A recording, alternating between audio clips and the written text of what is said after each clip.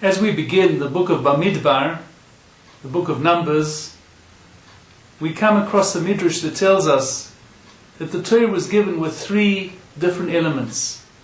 It was given with fire. Mount Sinai was burning with fire when the Torah was given. It was given with water. As the Torah tells us, all who are thirsty, let them go and drink water, referring to Torah. And it was given in the desert, as we see in this week's Parsha. Rabbi Flum, in his commentary on the Or Yaakov, comments that these three qualities are three attributes we need in terms of acquiring Torah. We know that there are a whole lot of attributes that make up the human personality, and often we need contradictory attributes as well. So for instance, we need compassion when it comes to dealing with good people who are down and out, and at the same time we need cruelty when it comes to dealing with evil people who are also looking for our help. We have to be cruel with them. So in terms of Torah, fire represents the attribute of striving, of consuming. The fire always is leaping up. Fire always wants more. It always wants to eat, wants to consume. It leaps up to the heavens.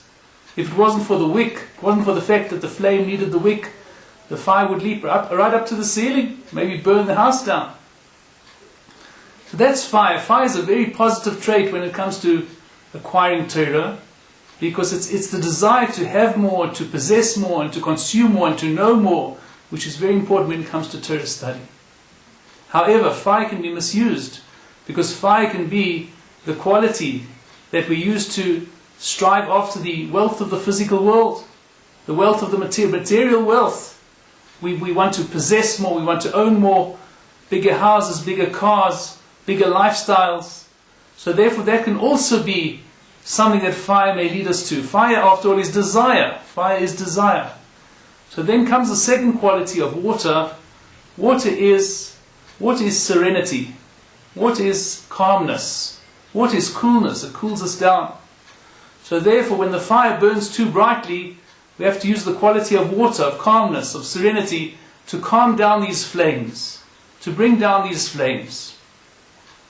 However, there's a quality that is greater than both of them together, and that is the quality of the desert. Torah was given in the desert, and the desert indicates an area that a person is totally uninterested in. In other words, in a desert, no one bothers to build hotels and houses in the desert.